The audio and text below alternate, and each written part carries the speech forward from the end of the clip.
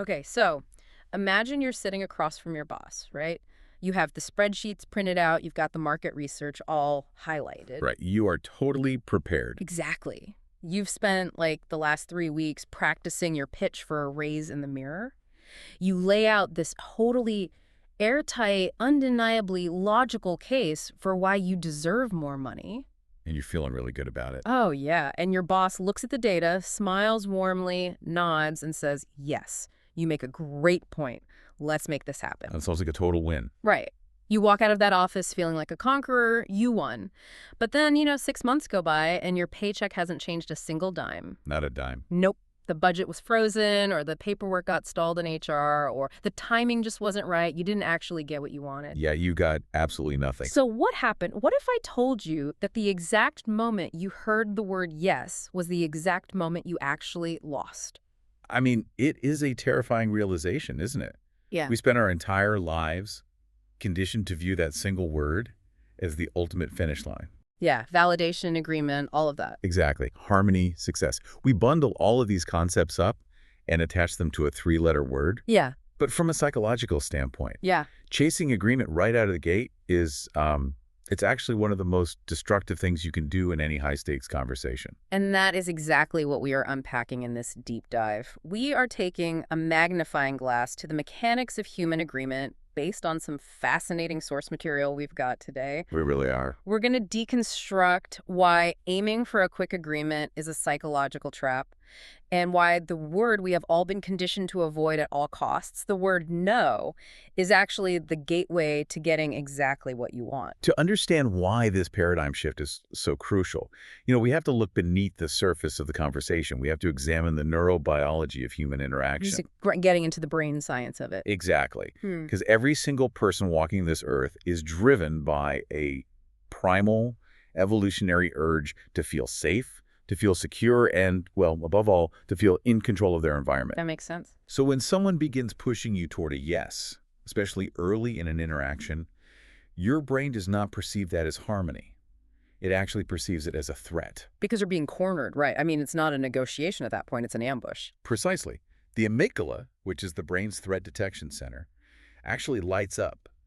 Thousands of years of evolution have wired us to resist being forced into a corner. Wow, so it's a literal physical reaction. It is. When you push for an early agreement, you are stripping away the other person's autonomy. You trigger their defensive circuitry. Right. But, and this is the really beautiful kind of counterintuitive paradox we are going to explore today, when you invite someone to say no, you actually diffuse that fear. You give them their power back. Exactly. You hand them back their autonomy. And autonomy is the absolute bedrock of trust. So as you listen to this, keep this central mystery in mind. If a genuine rock-solid commitment is our ultimate destination, why is the absolute worst way to get there to ask for it? That's a great question. Let's start by analyzing what that trap actually feels like on a physiological level. I mean, we've all been on the receiving end of it. It's Tuesday evening, you've just sat down to dinner, you're exhausted, and the phone rings. You pick it up, and it's a telemarketer. The quintessential modern ambush right there. Oh, totally. The script is always identical. They start by completely butchering your last name. Oh, always. Then comes the wildly disingenuous, overly enthusiastic pleasantry. How are you doing on this spectacular evening? And you just know what's coming. Right. And then, before you can even process what's happening, the jaws of the trap snap shut. They launch into a flowchart entirely designed to eliminate your escape routes. Yep. They funnel you down a conversational hallway where all the doors are locked, except for one, the word yes. Like, do you enjoy a nice, refreshing glass of water from time to time? Exactly. And you're sitting there holding your fork thinking, well, obviously. Yeah, but the moment you admit that undeniable truth, they pounce. Me too! And like me, I bet you prefer crisp, clean water without that heavy chemical aftertaste, right? Think about what is happening in your body at that exact moment. You aren't just annoyed, you are actually having a physical stress response. Oh, I hate that feeling. Your jaw clenches, your muscles tighten, your vocal cords constrict, which drops your voice into a defensive register. Your heart rate actually accelerates. It feels like an interrogation. Even though you are agreeing to a simple objective fact like, yes, I drink water, it feels like a massive defeat. It really does. You find yourself wanting to shout, no, I'm a camel, I despise hydration. just to reclaim a single ounce of power in the conversation. And that desire to lie just to say no is incredibly revealing, actually. Why does compromise feel like death in that moment? Because you have no control. Exactly. Yeah. Because the salesperson has completely commodified you. They aren't having a dialogue, they are processing you through an algorithm. Right, you're just a widget on an assembly line to them. By treating a potential no as a failure on their end, they are entirely ignoring your deep-seated biological need to feel in control. They are treating your autonomy as an obstacle to be bypassed using, logic traps. Okay, so it's really easy to mock the telemarketer because their approach is just so clumsy. But this exact same dynamic plays out in corporate boardrooms and high-stakes negotiations every single day. Oh, absolutely. Just wearing a more expensive suit. Exactly. Consider the archetype of, let's call him Joe Businessman. Joe has a massive negotiation coming up. He's spent weeks preparing. He has memorized every logical argument. He's got the data. He has pivot tables, pie charts, a flawless PowerPoint presentation. He is standing in front of the mirror, adjusting his tie, fantasizing about intellectually vanquishing the people across the table. It's like a gladiator. Yes. He views the negotiation as a gladiator arena, and his logic is the sword. And that gladiator mentality is exactly why his impeccable preparation is functionally useless. Wait, really? Yeah. Useless. Yes. Joe's entire strategy is rooted entirely in his own ego. It is a performance. He is completely ignoring the internal reality of the people sitting across from him. He doesn't care about them at all. Exactly. He doesn't view them as partners in a problem-solving exercise. He views them as targets to be overwhelmed by his brilliance. But let me challenge that premise for a second. Let's play devil's advocate. Okay. If we are talking about highly data-driven fields, let's say enterprise software sales or corporate finance or engineering, the math is the math. Sure. If Joe's charts are truly flawless and his logic undeniably proves that his solution saves the company, I don't know, $4 million a quarter, doesn't logic just have to win out? Well, Won't they just look at the undeniable data and say yes? They will absolutely say yes. Oh, okay. But what Joe fails to realize is that they are only saying it to make him shut up and leave the room. Ah, the escape hatch. Exactly. Human beings do not make decisions based purely on math or logic. Right. We make decisions based on emotion, and we justify them with logic later. That is so true. When Joe Businessman radiates this overwhelming ego-driven energy, the people across the table instinctively put their shields up. They feel that threat response. Right. They realize very quickly that Joe has zero interest in their operational fears, their implementation anxieties, or their personal career risks. He is just waiting for his turn to speak. So they just want out. So they deploy the fastest mechanism available to end the threat. They agree. They smile. They shake his hand. They praise his charts. And Joe walks out feeling like a conqueror. Just like the person asking for a raise. Precisely. Because a week later, the deal falls apart. The counterpart stops returning his emails. They blame a sudden budget freeze, or a shift in strategic priorities, or a changing market condition. Wow. Joe wasn't actually convincing anyone of anything. He was only convincing himself. He fell victim to the illusion of agreement. So if Joe's flawless data only resulted in an illusion of agreement, that introduces a terrifying reality. The agreement you hear in a boardroom or from your spouse or from your kids might be entirely fake. It very well might be. How do we tell the difference between someone actually committing to us and someone just using a positive affirmation as a smoke bomb to escape the conversation? Well, we have to categorize the responses. We have to strip the mask off the word yes and recognize that it actually has three entirely distinct faces. Okay, what are they? The counterfeit, the confirmation, and the commitment. Let's break those down because this feels like the filter everyone needs to apply to their daily conversations. It really is. So the first face is the counterfeit yes. This is the exact trap Joe Businessman fell into.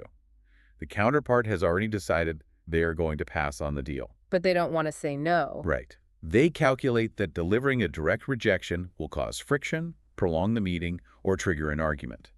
So they use agreement as a path of least resistance. Just nodding along. Exactly. Or, in a more manipulative scenario, they use a counterfeit yes to string you along, keeping you talking so they can extract free consulting or market intelligence or pricing data to leverage against a competitor.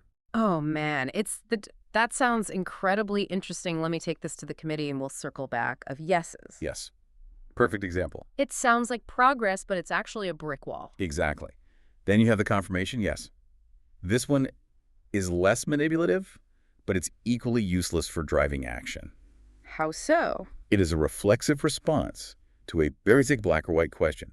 Did you receive the brief I sent over? Yes. Are we still on for 3 p.m.?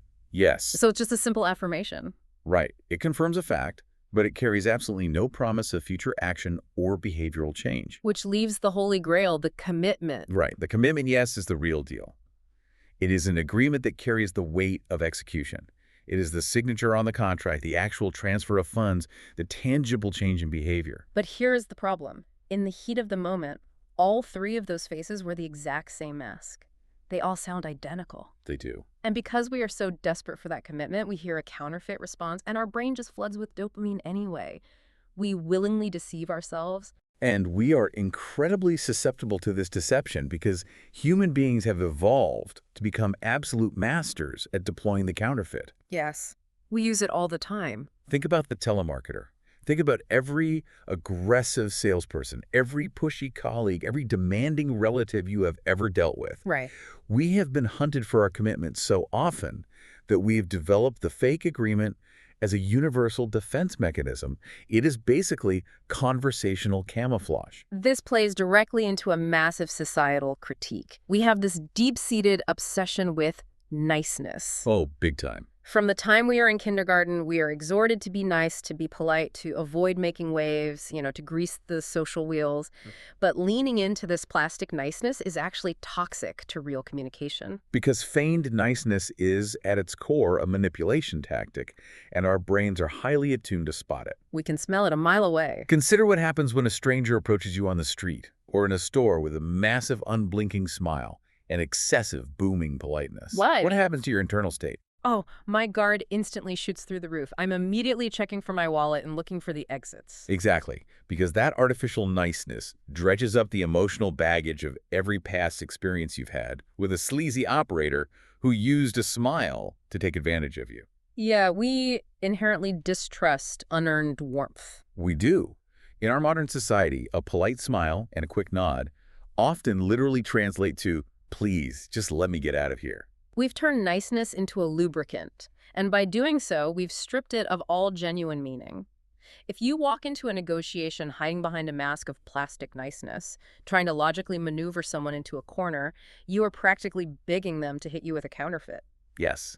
You cannot engineer another person's decisions purely through logical traps and polite pressure. It just doesn't work.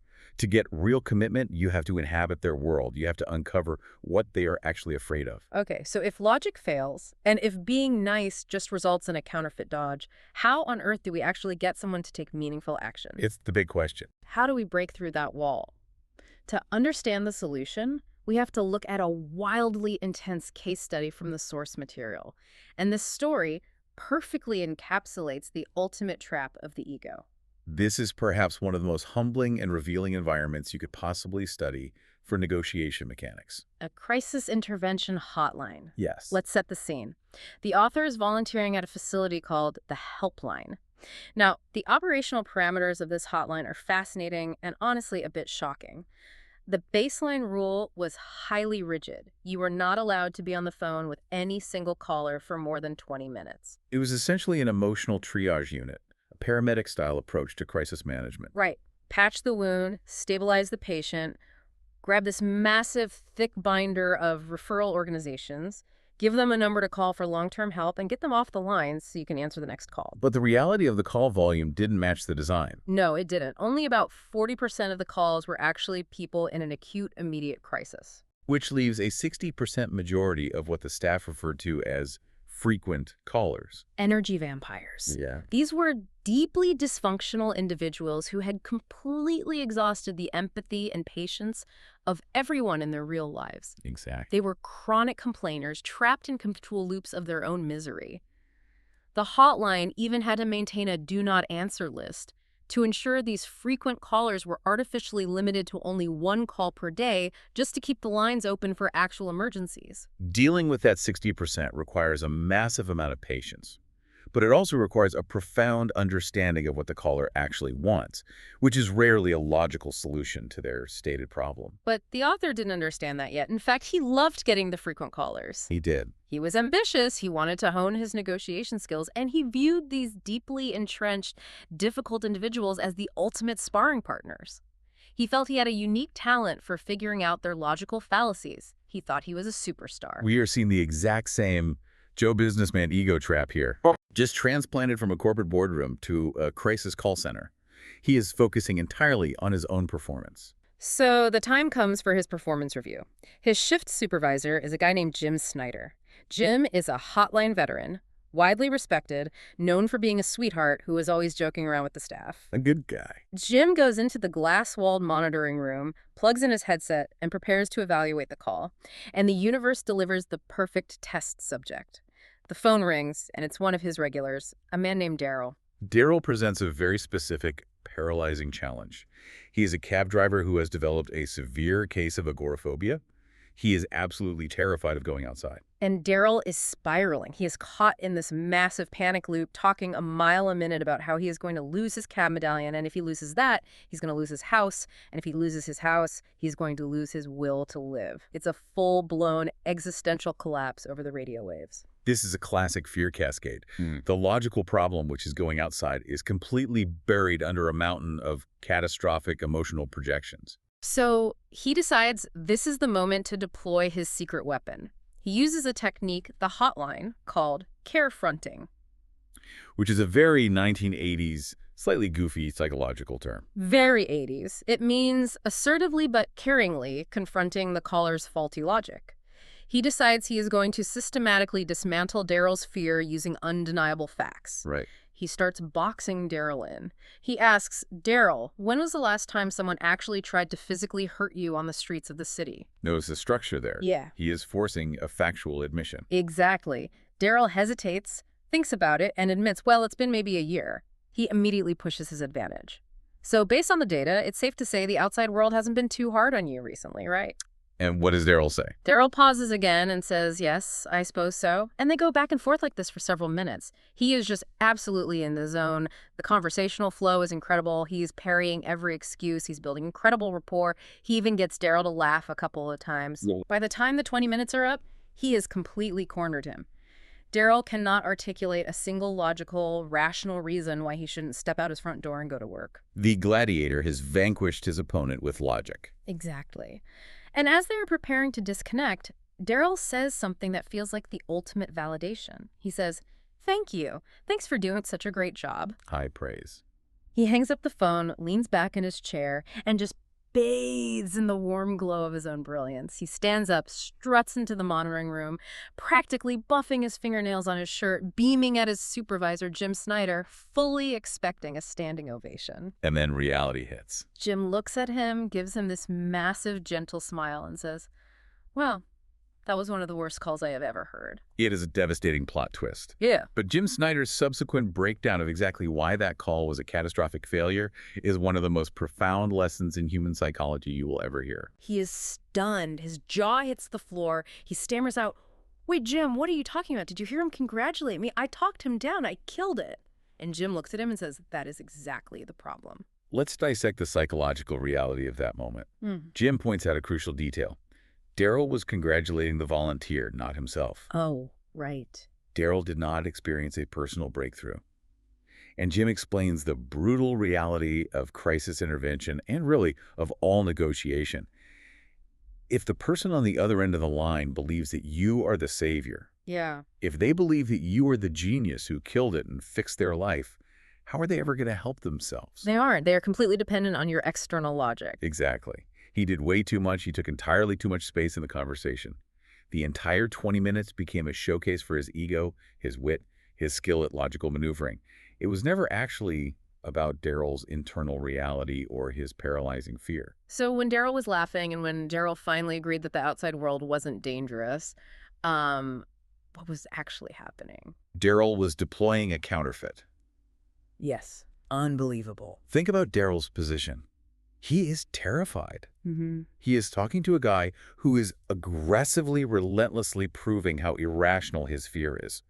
Daryl cannot win the logical argument. No, he can't. So how does he escape the pressure of this assertive carefronting?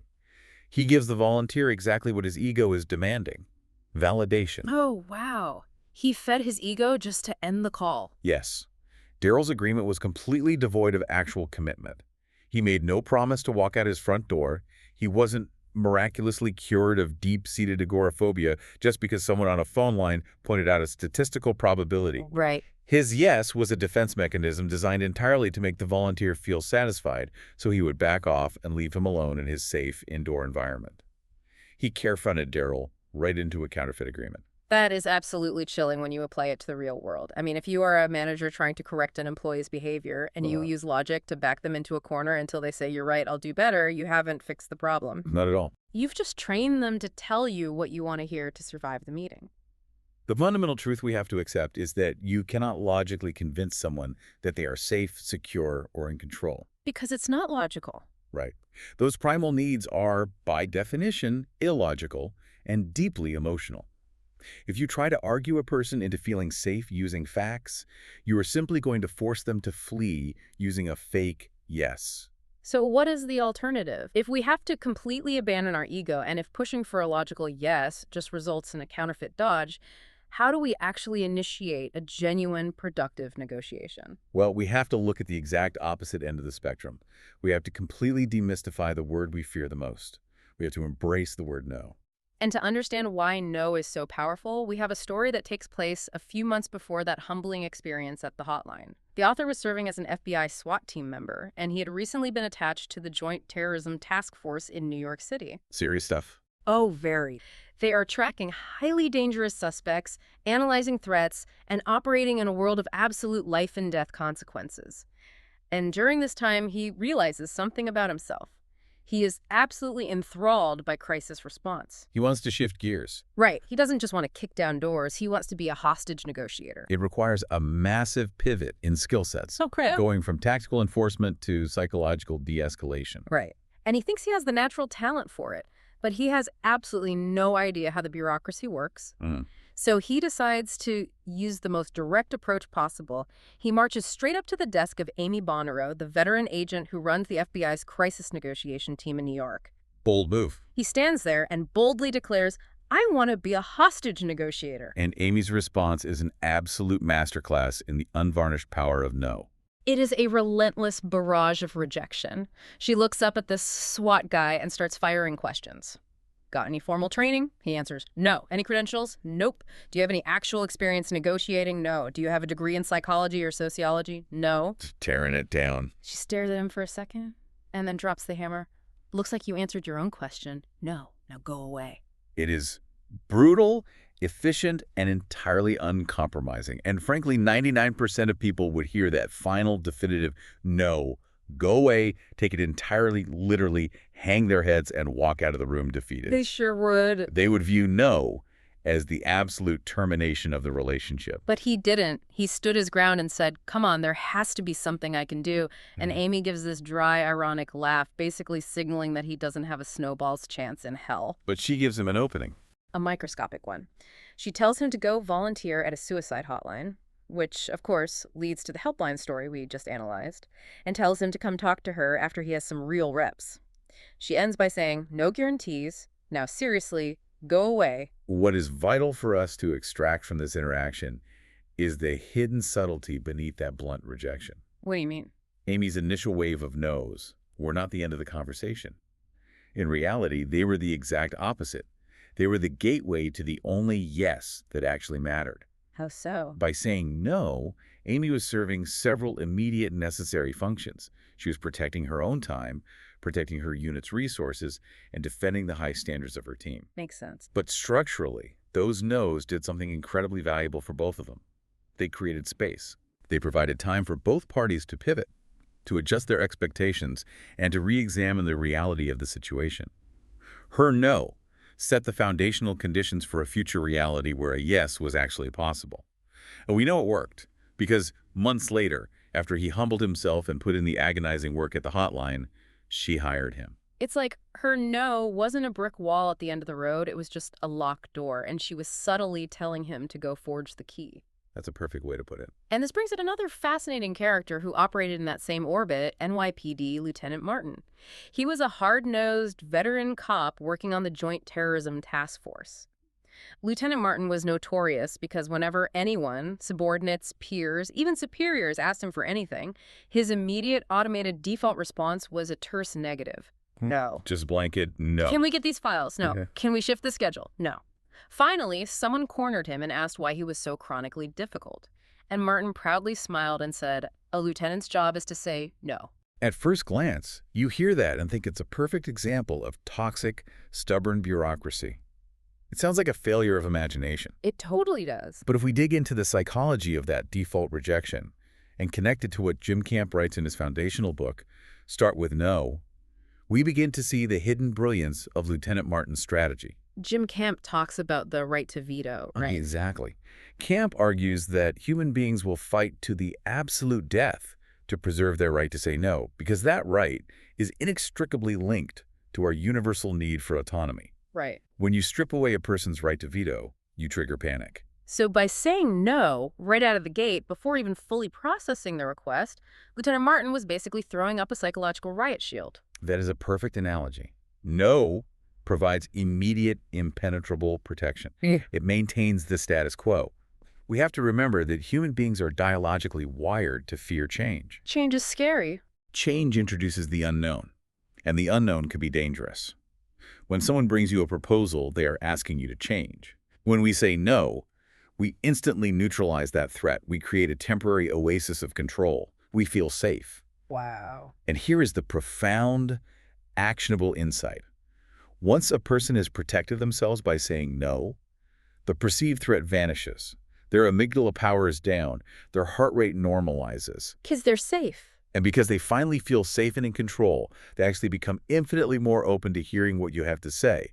They can finally examine your proposal objectively because they know they hold the power to reject it. This completely rewires how I understand hostage negotiation. I mean, for decades in the movies, you see the cop on the bullhorn screaming, "Come out with your hands up, give up." But demanding surrender is the worst possible tactic. Yes, because demanding a yes, demanding surrender is the ultimate violation of autonomy. If you try to force a hostage taker to agree to your terms, you trigger that massive amygdala threat response. You back them into a corner. Exactly. They feel cornered, their panic spikes, and that is exactly what leads to agonizing, prolonged standoffs or catastrophic, violent outcomes. Oh, so what's the alternative? Modern negotiators learn to abandon the demand for yes. Instead, they take hours, sometimes days, to simply talk them out. By giving the hostage taker the absolute permission to say no, you preserve their autonomy. You let them breathe. You allow them to hold the idea of surrendering, to look at it from different angles without feeling like a gun is to their head. So, as a listener trying to navigate everyday life, if you want to start effectively influencing outcomes, you have to fundamentally decode what the word no actually means when it is spoken to you. It almost never means, I have considered all the empirical data and made a rational, permanent choice to reject you forever. No, almost never. The source material provides this incredible translation guide. When you hear no, you should instantly translate it in your head to mean things like, I'm not yet ready to agree, or you are making me feel uncomfortable and rushed, or I simply do not understand what you are asking. It could also mean, I don't think I have the budget for this, or I want something slightly different, or I need more information before I risk my reputation, or I want to talk it over with my partner first. Every single one of those translations is an opportunity. None of them are a dead end. Exactly. And this is where the tactical execution comes in. When you hear the word no, the absolute worst, most destructive thing you can do is argue, push harder, or try to logic them out of it. So what do you do? The tactical response is to pause. Literally, stop talking. Let the no sink in. Allow the other person to fully inhabit that oasis of control. Let them feel their own power. Let the tension drop. Yes. Yeah. And then, once the tension drops, gently ask solution-based questions to uncover the real barrier. Ask, what about this specific proposal doesn't work for you? Or what resources would you need to make this viable? Or simply label their hesitation by saying, it seems like there's something in this timeline that bothers you. You are using their no as a stepping stone to deeper understanding, rather than treating it as a stumbling block to be smashed. You shouldn't just grit your teeth and hope to hear no eventually. You should actively try to get them to say it early, to trigger that feeling of safety immediately. Precisely. You want to clear the emotional brush so the real path can be seen. Okay, this theory is blowing my mind, but let's see how it operates in the wild. Let's look at how we can actively weaponize this, or more accurately, how we can practically invite the no in high-stakes, real-world friction. Let's do it. The source material provides incredible case studies of this tactical no in action. Let's start with Marty Avelsizer. She was the FBI's crisis negotiation coordinator in Pittsburgh.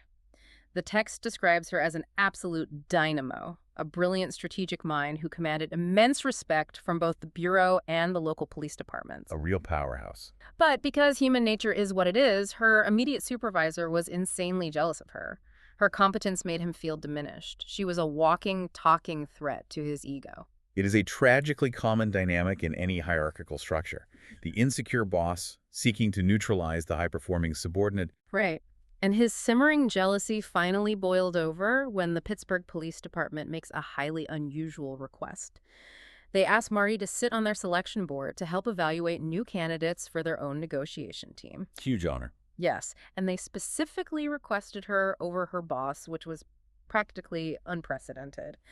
The boss is humiliated and decides to retaliate. Of course. He summons Marty into his office with the express purpose of officially dismissing her from her position as crisis negotiation coordinator. His stated justification is completely fabricated. He claims her secondary duties are causing her to ignore her primary casework. Classic projection. Now, Marty is in an incredibly vulnerable, dangerous spot. He is her superior. He has the absolute bureaucratic authority to remove her. Let's consider her traditional options here. She could have fought logic with logic. She could have pulled out her performance reviews, pointed to her stellar case closure rate, and proved his allegations false. Which would have just backed him into a corner and made him more aggressive? Exactly. Or she could have tried the yes pattern approach. She could have asked, would you like our field office to be honored for its expertise by the local police? Or don't you agree that cross-agency cooperation is vital? But if she asks those questions, she is just being a telemarketer. She's trapping him, and he would have lashed out. But she didn't do any of that. She bypassed logic entirely and went straight for a masterstroke. She used a strongly worded, deeply provocative, no-oriented setup question. Right. She sits down in his office, looks him in the eye, and simply asks, "Do you want the FBI to be embarrassed?" Boom. Is so powerful. It really is. Let's deeply analyze why that specific sequence of words works so flawlessly. Yeah. By asking a question that demands a resounding no, Marty completely bypassed his emotional defensiveness. Because he has to say no. Right. She didn't attack his logic, she didn't challenge his authority, and she didn't defend her own record. Instead, she offered him an immediate opportunity to assert his power and act as the protector of the Bureau's reputation. And his physical reaction tells the entire story. He leans back in this squeaky 1950s faux leather office chair. He stares at her over the rim of his glasses. He nods slightly, exhales, and says, "No." The tension breaks. In that exact second, he felt completely, totally in control. The no made him feel safe. And immediately after he said it, she followed up with the perfect pivot. She asks, "What do you want me to do?" It is brilliant sequencing. She furthered his feeling of power by actively inviting him to dictate her next move. Yeah. He had his no, he had his safety, his ego was stroked, so he completely relaxed his aggressive posture.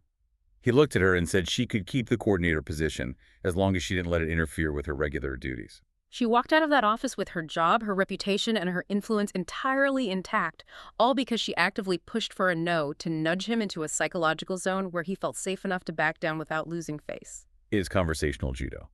You use their defensive energy to secure your own position. Now, the next example shifts gears entirely into the realm of politics. And I just want to pause here and make something incredibly, unequivocally clear to you listening. Yeah, this is important. We are discussing this next story entirely, 100%, from a psychological, mechanical, and scripting standpoint. We are completely politically neutral. We are not endorsing or critiquing any ideology. We are strictly analyzing the mechanics of human communication as presented in the source text. Absolutely understood. The psychological principles of negotiation are universal. They apply equally, regardless of the political leaning, the product being sold, or the ideology being promoted. Perfect. With that disclaimer out of the way, let's look at Ben Ottenhoff. Ben was a fundraiser. He was raising money for Republican congressional candidates, specifically for an organization the text refers to as the XYZ Committee. Okay. For years, Ben and his team have been relying on the traditional industry standard yes pattern script. We have all been on the receiving end of this script, regardless of our political affiliation. It is the classic micro-commitment trap. Right. The fundraiser calls a potential donor, let's call him Mr. Smith, and begins the sequence. "Mr. Smith, Do you believe gas prices are too high right now? Mr. Smith says, yes. Do you believe the opposing party is part of the problem? Yes. Do you think we need a change in leadership to fix this? Yes. Great. Can you give me your credit card number right now to be a part of that change? The theoretical psychology behind that script is that a string of yes answers will build a reservoir of positivity and momentum that inevitably spills over into a financial donation at the end. Yeah, it's the theory. But in reality, it's nothing more than the telemarketer trap we discussed earlier. Every single step requires a yes, but the entire process feels deeply manipulative. Mr. Smith feels corralled, cornered, and processed. Exactly. So when the final request for money comes, the answer is almost invariably no. The yes pattern was yielding terrible, unsustainable rates of return. So Ben reads Jim Camp's book, Start With No, and he has an epiphany. He decides to flip the script entirely. He designs a completely no-oriented approach and tests it on the phones. And how did that sound? Listen to how different this new script is. The fundraiser calls and asks, Mr. Smith, do you feel that if things stay the exact way they are right now, America's best days are ahead of it? That's a strong hook. Mr. Smith naturally reacts against the premise and says, no, things are terrible, they will only get worse. Then the fundraiser asks the hook, are you going to sit and watch the opponent take the White House without putting up a fight? Engaging that autonomy. Yes. Mr. Smith bristles his autonomy engaged and says, no, I'm going to do anything I can to stop that from happening. And then the fundraiser offers to take a donation. Look at the profound psychological shift in that interaction. It's massive. By simply swapping the target word from yes to no, the script puts Mr. Smith completely in the driver's seat. He isn't being led down a garden path by a slick talker. He is fiercely asserting his own boundaries, his own beliefs, and his own identity. He feels entirely in charge of the conversation. And the empirical results speak for themselves. The text notes that this anti-orthodoxy script resulted in a massive 23% better rate of return. A 23% jump in fundraising just by changing the target word. That is a staggering metric. But here is the craziest part of the story. Ben couldn't get his organization to fully adopt it. Really? Even with those numbers? When he tried to roll the script out to all his veteran grassroots fundraisers, they resisted it completely. It went against everything they had been taught for decades. They found it too jarring. Wow. They actually preferred the fake warm comfort of the counterfeit yes over the raw, undeniable effectiveness of the no. It is a profound testament to how deeply ingrained, how almost pathological our fear of no really is. As a society, we would genuinely rather have a comfortable, polite lie than an uncomfortable but highly productive truth. Yeah. It perfectly illustrates the quote included from Mark Cuban, the billionaire entrepreneur. Cuban famously says, "Every no gets me closer to a yes." Yes. But here is the reality check. As the text points out, extracting those productive no's on the road to a yes isn't always easy. No, it's not. Sometimes people won't even give you a no. They just stonewall you. They smile, they nod, they give you non-committal murmurs, or they just go completely infuriatingly silent. Just a blank wall. Exactly. So, how do we handle that? This brings us to the advanced hacks, the highly tactical methods for actively forcing a no to clear the hidden barriers to an agreement.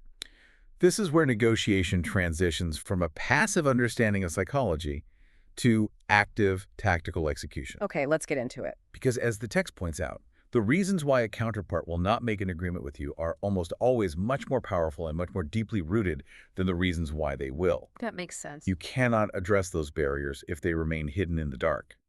And if someone is stubbornly refusing to engage, sometimes the only way to crack their cranium and get them talking is to intentionally, carefully antagonize them into saying no. And one of the most brilliant, counterintuitive ways the text suggests doing this is through a technique called mislabeling. This is wild. You intentionally state something about their emotions, their desires, or their position that you know for an absolute fact is completely wrong. It is a calculated provocation based on a very predictable quirk of human nature. Right. So let's say you're talking to a colleague who is clearly invested in a project and wants to stay on the team, but they are being evasive, non-committal, and refusing to tell you what's actually bothering them. You know they want to stay, but they're holding back. Right. Instead of asking what's wrong, you look at them and say, so it seems like you are really eager to abandon this project and leave the team. Think about the internal response to that. Human beings possess an incredibly powerful, almost reflexive desire to correct others. We love to set the record straight. You really do. When you mislabel their desire so blatantly, it forces them to stop stonewalling and actively listen. More importantly, it makes them incredibly comfortable stepping in to correct you because you have made a mistake. Oh, yeah. They will immediately jump in and say, no, that's not it at all. I don't want to leave. Here's what's really happening. By giving them an incorrect statement to push against, you have inadvertently empowered them to articulate their true, hidden position. Exactly. It's like you are handing them the microphone by pretending it's broken. They snatch it out of your hand just to prove they know how to fix it. That's a great way to think of it. And this concept of preemptive labeling pairs perfectly with what I think is the most terrifying but most effective technique in the entire deep dive, the accusation audit. It is terrifying because it requires you to vocalize things most people spend their entire lives trying to hide. Exactly. The accusation audit is where you sit down before a negotiation, you rigorously list the absolute worst, most negative things the other party could possibly say or think about you, and then you look them in the eye and say those things out loud before they even have a chance to open their mouth. You are preemptively detonating their emotional ammunition. But it sounds so unnatural. Let's actually demonstrate this so everyone can hear how it flows. Let's role play. Okay, let's do it. Let's say I am hiring you as a freelance contractor to build a website, but my budget is incredibly tight and I need a massive discount. If I just walk in and say, hey, I only have half your usual fee, you're going to be insulted. For sure. So instead, I start with an accusation audit. I sit down and say, listen, before we even look at the scope of work, I need to say something. You are going to think I am a cheap, incredibly difficult client. You're going to think I completely disrespect the cost of your labor, that I don't value your expertise, and that taking this meeting was a complete waste of your valuable time. Perfect. Now, what happens in my brain as the contractor when you say that? My brain's natural empathetic inclination is to correct an extreme imbalance. Because I went so far with it. Right. Because you have voiced the absolute worst-case scenario aloud, the accusations sound overly dramatic. My immediate instinct is to de-escalate the tension and reassure you.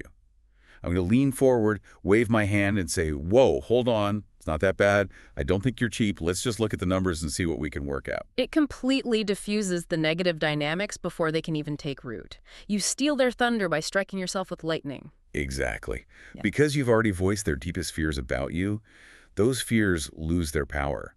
They don't have to spend the meeting harboring resentment or planning how to defensively call you cheap. You've already done the hard work for them, which creates an immediate sense of safety and trust. Okay, but what if they aren't even in the room? What if you can't mislabel or audit them because you are being completely ghosted? Oh, the digital stonewall. Yes. I want you listening to think about a scenario that happens to all of us. You are on an important email chain, you're trying to close a vital deal or get an answer on a time-sensitive project, or even just organize a family vacation. We've all been there. And the other person just vanishes. You send a polite, just bubbling this up to the top of your inbox follow-up, nothing. You wait 3 days and send another, nothing. It is absolutely infuriating. It makes you feel entirely invisible, like your time and effort have zero value. It is a uniquely modern form of disrespect. Exactly. So what do? Do you keep sending increasingly desperate, passive-aggressive emails? No. The source material gives us what I can only describe as a magic spell. It really is magic. It is a single, one-sentence email that is surgically designed to provoke a no and force an immediate response. Are you ready? Let's hear it. Here is the entire email. Have you given up on this project? It is a psychological masterpiece. Just that one sentence. Let's put that single sentence under the microscope and dissect exactly why it is so devastatingly effective. First, it is a perfectly crafted, no-oriented question. It plays directly on the counterpart's natural evolutionary human aversion to loss. Because nobody in the history of business wants to admit they are a quitter. Exactly. We are terrified of being perceived as giving up. Second, the no answer it demands offers them that exact feeling of safety and the illusion of control we have been talking about this entire hour. Right. They get to dictate the terms of the reality. They get to furiously type back, no, I haven't given up. Here is the delay. But third, and perhaps most importantly, that sentence carries an implicit unspoken threat. What's the threat? It strongly signals that you are prepared to walk away from the table on your own terms. It is the digital equivalent of turning your back and walking toward the door. Exactly. The author uses a brilliant analogy here. Think about being a parent at the park. Your kids are refusing to leave the playground. They're ignoring you, running away laughing. Oh, classic. If you walk over and try to logically explain why it's time to go, like, listen, dinner's getting cold, traffic's going to be bad, they just whine and negotiate for more time. Right. But if you just stop, turn around, say, fine, I'm leaving, and you start actively walking towards the car, what happens? Absolute panic. Exactly. The kids instantly yell, no, wait, and sprint to catch up. Because no one, absolutely no one, likes to be abandoned. Wow, that is so true. It taps into incredibly deep attachment psychology. When you send that email, have you given up on this project? You're walking toward the car. To stop that abandonment from happening, to cut their losses, and to prove they still have power and relevance in the relationship, their overwhelming natural inclination is to reply immediately to disagree with your premise.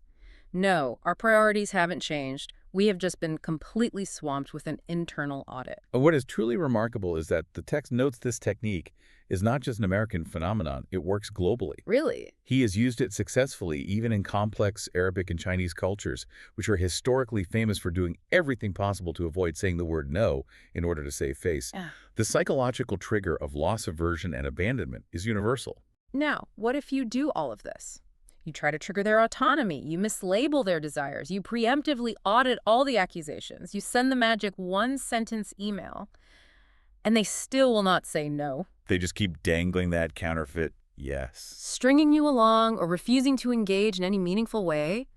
The deep dive offers one final, sobering warning. The unbreakable rule of negotiation is no means no go. No go. If, despite all your tactical efforts to create a safe haven, the other party outright refuses to give you a no, you are dealing with a deeply problematic counterpart. What does that mean? They are either hopelessly indecisive and lack the authority to make a deal, they are entirely confused about their own needs, or they are actively harboring a hidden malicious agenda they refuse to share. In those cases, the only viable self-preserving option is to protect your own time and resources, unilaterally end the negotiation, and walk away. Boom. It is just that simple. Sometimes the best deal is the one you walk away from. Very true. Okay, we have covered an immense paradigm-shifting amount of ground today. Let's try to synthesize the key takeaways from this deep dive into the source material. First and foremost, you have to actively break the lifelong habit of aiming for yes early in an interaction. We really do. We have to strip away that plastic fake niceness ruse we use to try and grease the wheels, because we now know it just makes people defensive, triggers their amygdala, and results in a counterfeit yes. We have to fundamentally reevaluate our relationship with the word no. We must stop viewing it as a failure or a rejection. It is a reaffirmation of the other person's autonomy. It is a psychological shield that makes people feel safe. And honestly, it is the true starting line of any real productive negotiation. And underlying all of these tactics is a single foundational philosophy. You must step out of your own ego and step into your counterpart's internal world. Empathy, in the context of high-stakes communication, does not mean agreeing with their ideas. You might think their ideas are terrible. Right.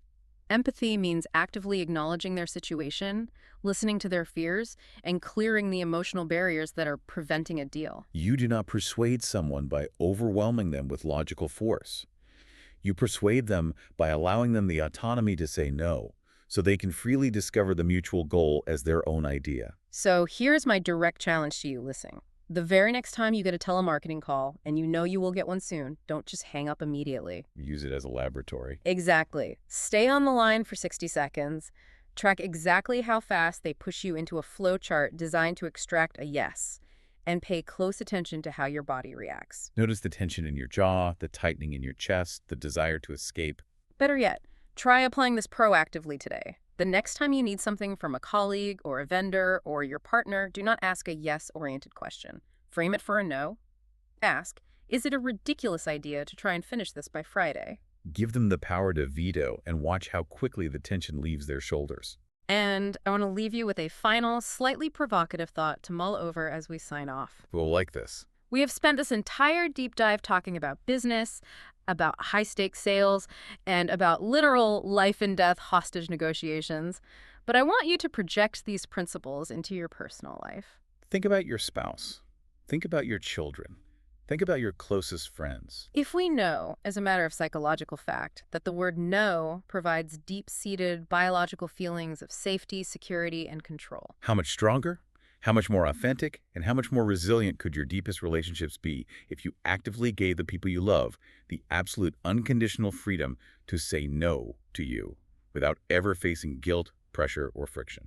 Man, that is a profoundly powerful question to end on because sometimes giving someone the space and the grace to say no is the most loving, respectful thing you can possibly do. Thank you so much for joining us on this deep dive. Until next time, keep questioning the script.